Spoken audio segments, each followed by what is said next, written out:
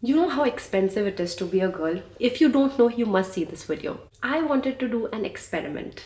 I added 5 things that constantly keep on showing up on Get Ready With Me. A Pilates class, a skincare routine, a matcha session, smoothie bowl, and I actually went ahead to see how much these habits cost. Here's the observation. This video is actually about the economics of trending stuff, especially for girls, and a realization that being a girl isn't easy, especially economically. The gap between all of these expenses and no trend lifestyle is quite something. Number one, the matcha effect. Matcha at any decent cafe would run you anywhere between 200 to 500 or even more.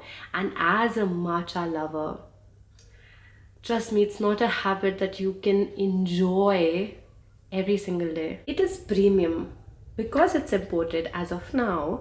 It's highly trending and it has health benefits apparently. But here's the number that actually made me laugh.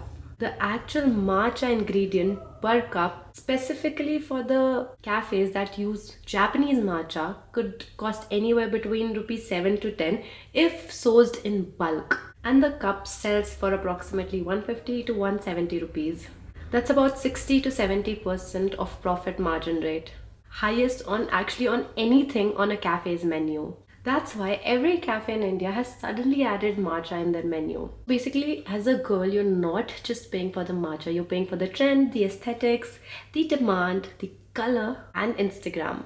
Number two, Pilates fever. There was a point in time where when I would scroll my feed, it would be of girl obsessed with fitness, going to a Pilates class and then drinking matcha. And I couldn't understand what it is about Pilates that took over the world. So I myself tried a session. Not to mention that it is very expensive and it is worth my 1 month membership at a gym. So a typical Pilates class could cost anywhere between 1000 to 2000 or more. A monthly package could cost anywhere between 10 to 20,000 and yearly could actually cost anywhere between 50 to 1 lakh. At the same time, a gym membership could cost you 1/10 of a Pilates class, whether it's monthly or yearly, or maybe less. Why the immense gap when it's just exercise?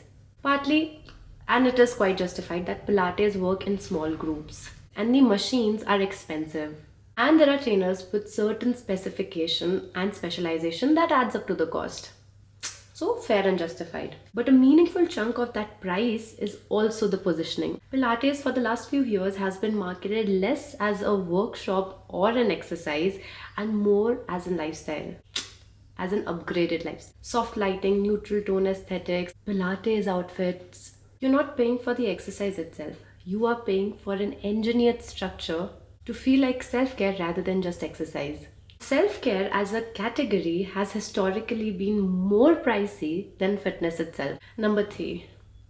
Oh, as a skincare puglu, you don't know what all I have tried. I have left nothing. And trust me, when it comes to skincare, it's not fun and games. It is real money. I remember growing up as a teenager, I would put everything in the kitchen on my skin and feel a sense of therapy. Imagine the entire same experience would be elevated by naming it scientific, technical, researched. And when I put that on my skin, I don't know if it works or no, but it does definitely something to my psychology. K beauty routine, the toner, the serum, the moisturizer, the sunscreen, whatnot, and it's not just a single price. It's a system that ends up making a lavish spending. Trending serum would cost anywhere between 1000 to 3000 to 5000, but on an average, let's say 2500 or 3000. And a full-fledged skincare routine can blow up to anywhere between 10,000, 20,000, 30,000, and I think that should be it. But and genuinely, the most interesting part of this marketing system is to not insult your intelligence, but to make you feel that one product is a part of a process. You need many more steps to complete this process. It's less like a skincare regime and more like a subscription model. And this doesn't mean that K-beauty actually doesn't work. Trust me, it does. But what I'm trying to say is that these 10-step skincare routine is not just skincare. It's a sales mechanism. Number 4, the smoothie love or the acai bowl. Now a smoothie bowl would typically cost you anywhere between 500 to 1000 or 250 in some reasonable cafes, but you could genuinely make them at home under 100 rupees.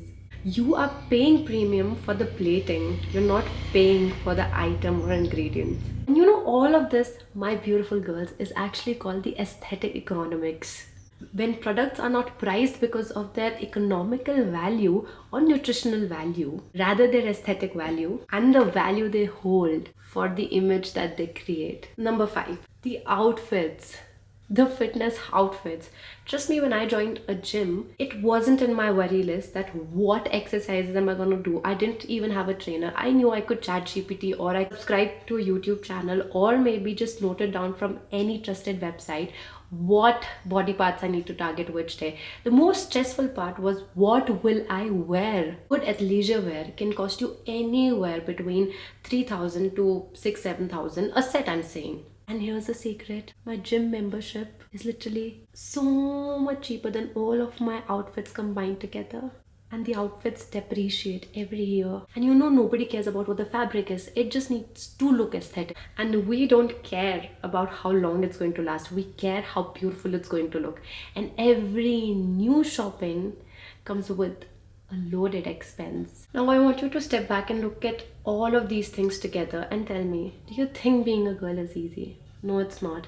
And then when we come up with all of these things, that is aesthetic important? Is it important to look nice? Is it important to present nicely? Yes, it is. Because it releases dopamine in our head. Trust me, it is one of the most beautiful and purest way of releasing dopamine. It's okay if you're passionate about presentation. In fact, it's better. A lot of industries are actually based on presentational output, and it's a real economy. If you, my friend, have an eye for aesthetic, for sure means that you will end up spending more.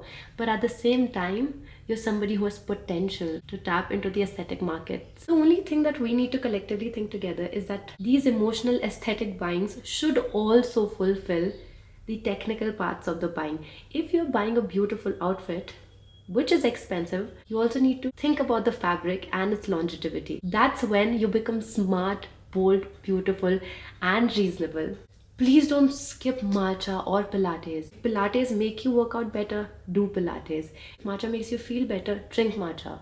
A good outfit makes you feel confident, please buy it. Joy has a value, and that value is immeasurable. Once you start trying to tick both boxes of the material quality and the aesthetics it provides, you will be able to be a better judge yourself. So my friends, if you happen to do any of these things today or this week, you need to subscribe my channel because I got you. Alright, thank you so much for watching my blog. Love you, take care, and see you next time.